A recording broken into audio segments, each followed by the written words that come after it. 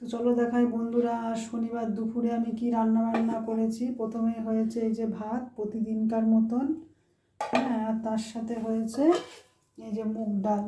আজকে মুগ ডালটা ভেজে রান্না করেছি। বেশিরভাগ দিনই আমি কাঁচা মুগ ডাল রান্না করি, আজকে ভেজে মুগ ডালটা করেছি। জিরে তেজপাতা শুকনো লঙ্কা ফোড়ন দিয়ে মুগ ডাল করেছি, পাতলা করে করেছি একদম।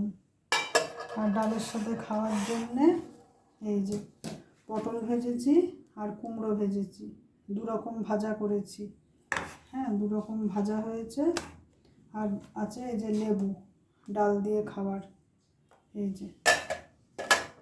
আর তার সাথে হয়েছে একটা দারুণ জিনিস, এটা অনেক পুরনো দিনের রান্না, তোমরা কারা খাও আমি জানি না। এটা হচ্ছে এই যে বড়ার ঝাল। এর মধ্যে আলু দেয় না, শুধু বড়া দিয়ে করে, তা আমি একটু আলুও দিয়েছি।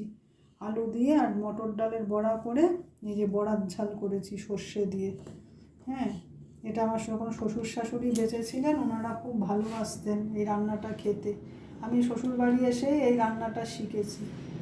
তা অনেক দিন পরে আজ আমি এই রান্নাটা করলাম, দেখো তো কেমন হয়েছে।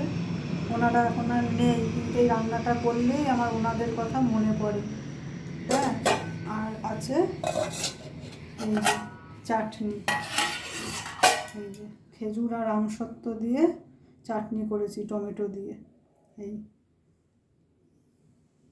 এই হয়েছে বন্ধুরা আমার আজকের দুপুরের রান্না বান্না। তোমাদের যদি ভিডিওটা ভালো লেগে থাকে একটা লাইক করে দিও আর সাবস্ক্রাইব করে দিও।